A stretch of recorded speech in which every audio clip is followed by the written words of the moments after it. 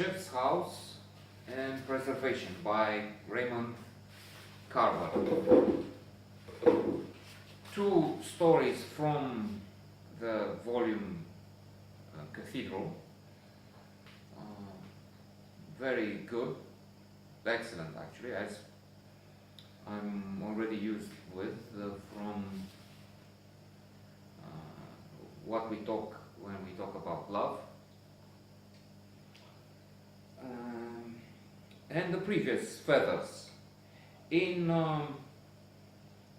Chef's House, we have this couple who moves into the house of a man called Chef.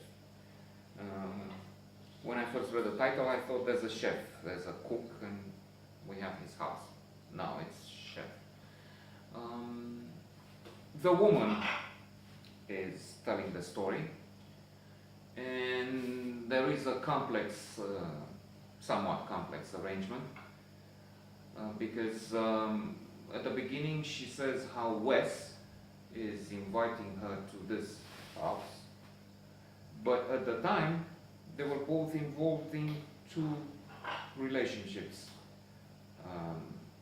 two separate relationships, even if they had been married. So she says to the present boyfriend, that she's going with Wes. No, don't do that, he says. You better don't do that. Well, I have to go for Wes, who has been her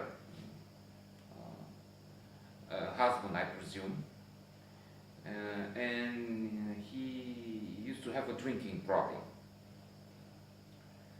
They move to this place and they enjoy it. But then one day, Chef comes with his big car. If I don't have this wrong, and arranges his trousers, again if I remember correctly, and says that he has to Wes, he has to ask him to leave the house by the end of the month. I'm sorry, but my daughter has to move in. And then he explains that the husband, his son-in-law, went on a boat and never came back. So he has to help her. She is his own flesh and blood. And there it is. Wes is very upset after this visit, but his partner tries to console him. Don't worry, it will be all right. But we can understand, he was, at the time of the announcement, he was picking up weeds from the garden, and he arranged the place, took care of the place, even if the narrator keeps speaking about we sat on his couch, and then it was the rug, which was his again. So it was not their house, it was Chef's house, and that's part of the point here. One thing being where you're not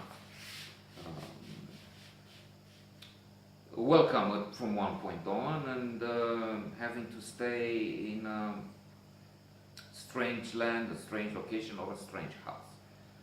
Wes also speaks about the daughter, Fat Linda, that's how he keeps calling her, with acrimony. If I be in the place of that guy, I would run away. He's not coming back, so it's, and she has a kid. I would not go back to that Fat Linda and her kid. That's what he keeps emphasizing.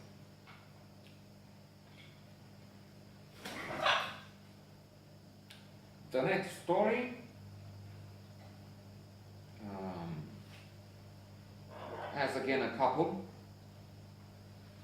the man, 31 years old, still young, has lost his job.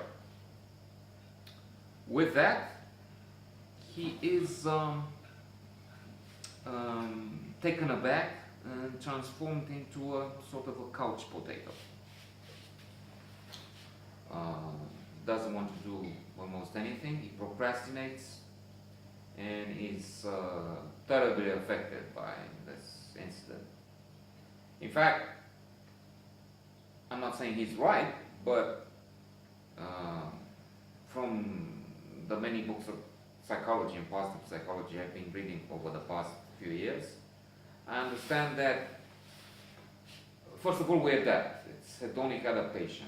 We adapt to the good things, which is not good because we stop enjoying a car, a house, clothes. We only use 20% of our clothes most of the time. It's the 80-20 principle. We also adapt, that's good, to some of the bad things which happen. So we can take them and move on. But among the few things we do not adapt, or we adapt with extreme difficulty, would be noise, big noise. So if one is thinking to move near an airport, because you will tolerate the noise, in most cases it's not possible to adapt to a loud noise. Noise of water, or that's all right, that's even pleasant.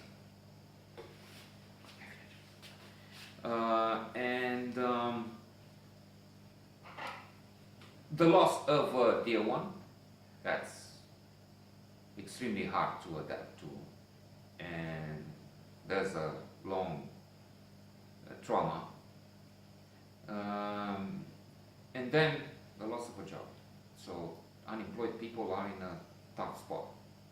There is a friend who also speaks about an uncle who was 40 or so and lost his job, went on the couch, cried every day, and has been sitting on that couch for the last 20 years, which worries our heroine, the woman.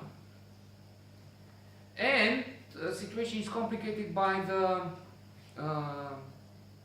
refrigerator, which is useless from one point. And the solution in their case, with the money problems that they have as a consequence of this unemployment crisis, they think of buying a used one, a refrigerator which was used. And there's an auction they see in the paper, and that reminds the woman of her father, who, there's a side story, but let's just limit to the fact that he bought a car from an auction for $200. He was very happy with it and wrote to his daughter about it. But alas, he died in that car. How? It's for you to find out.